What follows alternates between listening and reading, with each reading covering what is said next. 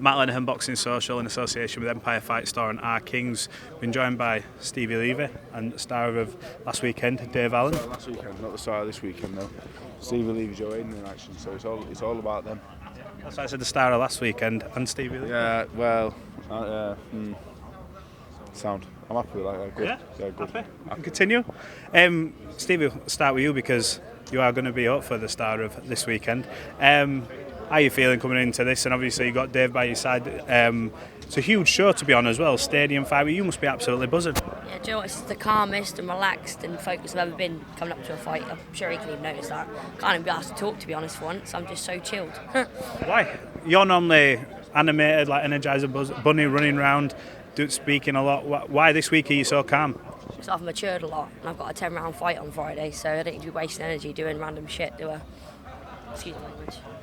What's that just come with the occasion? Is there a different pressure this week for you? I feel less pressure than ever. I've been on big shows. I've had 3 championship fights in the last 18 months. Do you know what I mean? So this isn't new to me now. I just feel more relaxed than ever. Dave, let's ask. You noticed this changing of this week. How's it been for you, like seeing this side of Stevie? Obviously, you mentioned them mature, the occasion. Obviously, it's an important fight for her.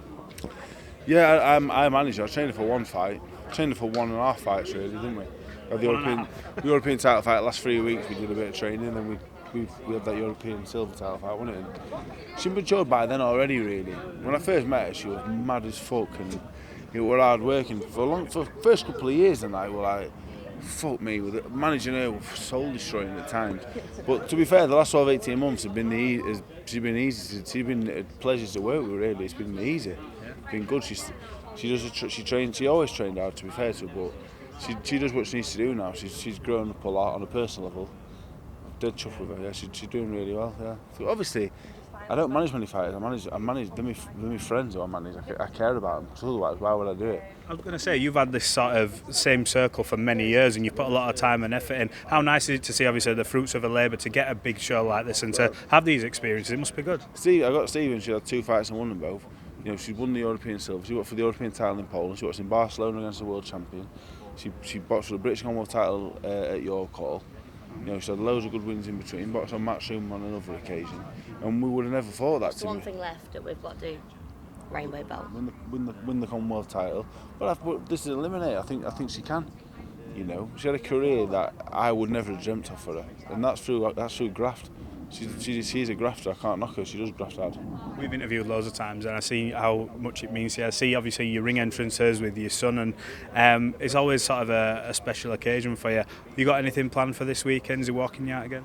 Yeah, he's walking me out again, yeah. I've got a sick one planned. Like I said, I've never been this happy. I've not had to be leaving him for weeks at a time. I've not had to travel, drag him around the fucking country. We've got a gym close to home now, so everything's just gone perfect this camp, no injuries. So I'm just purely excited. And like I say, it's the least nervous I've ever been. My worst night would have been a tall southpaw. Yeah, I've prepared that well. This is the least nervous I've ever felt for a fight. You've hit a lot of milestones in your career. Dave's just touched on it as well from the start, and he's seen this change in you, etc. But what are still the tick boxes? You mentioned the Commonwealth, but is there aspirations further afield to that?